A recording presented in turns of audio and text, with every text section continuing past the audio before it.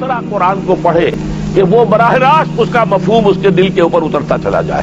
جیسے علامہ اقبال نے کہا ہے کہ تیرے ضمیر پہ جب تک نہ ہو نزول کتاب، گرہ کشا ہے نہ رازی نہ صاحب کشاف. قرآن تو تمہارے اپنے قلب پر نازل ہونا چاہیے. اور یہ اصل میں ان کے والد نے کہا تھا ان سے. بالکل بچپن میں علامہ اقبال چھوٹے سے بچے تھے، ان کے والد تھے ذرا صوفی منش آدمی تھے، وہ شیخ نور محمد. وہ آئے فجر کی نماز مسجد سے پڑھ کر آئے تو دیکھا کہ اقبال جو ہے بچہ وہ قرآن پڑھ رہا بیٹھا ہوا. اس نے کہا والد نے کہ بیٹے تم یہ قرآن کیسے پڑھتے ہو؟ ہاں وہ حیران ہوا بچہ، کیا بجان بس میں پڑھتا ہوں قرآن جیسے پڑھتے ہیں، آپ کا مطلب کیا ہے؟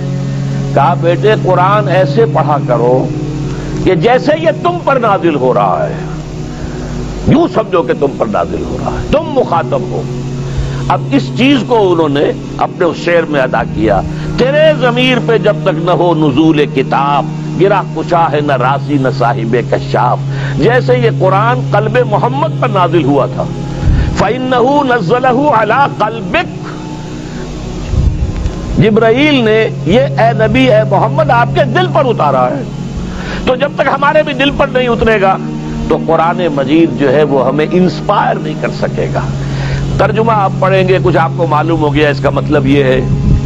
تفسیر پڑھا، اچھا جی ٹھیک ہے فلاں مفسر نے یہ لکھا ہے فلاں نے یہ لکھا ہے، یہ معلومات تو مل جائیں گی، لیکن وہ اندر سے جو موٹیویشن ہوتی ہے، اندر سے جو جذبہ ابھرتا ہے، اندر سے جو ایمان جو ہے چشمے کی طرح قلب کی گہرائیوں سے ابلتا ہے، وہ نہیں ہوگا. وہ اسی وقت ہوتا ہے کہ جب وہ انٹلیکچوئل آدمی جو ہے وہ کم سے کم اتنی تکلیف ضرور کرے کہ اتنی عربی سیکھ لے کہ عربی جو ہے قرآن مجید اس کے براہ راست قلب پر نازل ہو سکے. وہ ترجمہ نہ دیکھے.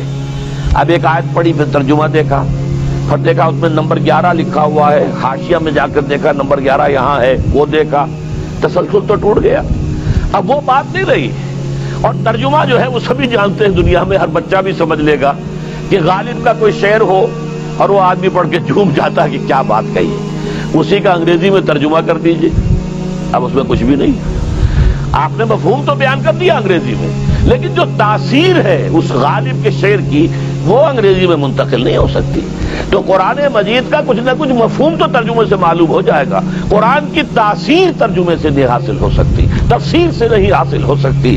اسی لیے دو سب سے بڑی تفسیروں کا ذکر علامہ اقبال نے کیا ہے کہ گرہ کشا ہے نہ رازی، نہ امام رازی کی تفسیر کبیر سے تمہیں فائدہ ہوگا اور نہ امام زمخشری کی کشاف سے ہوگا جب تک کہ تمہارے اپنے دل پر قرآن نہ اترے. اور اس کے لیے لازم ہے کم سے کم یہ کہ اتنی عربی انسان سیکھ لے کہ بیریئر نہ ہو ٹرانسلیشن کا، کوئی پردہ حائل نہ ہو درمیان میں، تسلسل نہ ٹوٹے. آپ براہ راست پڑھ رہے ہیں اور براہ راست اس کا مفہوم آپ کے دل پر نازل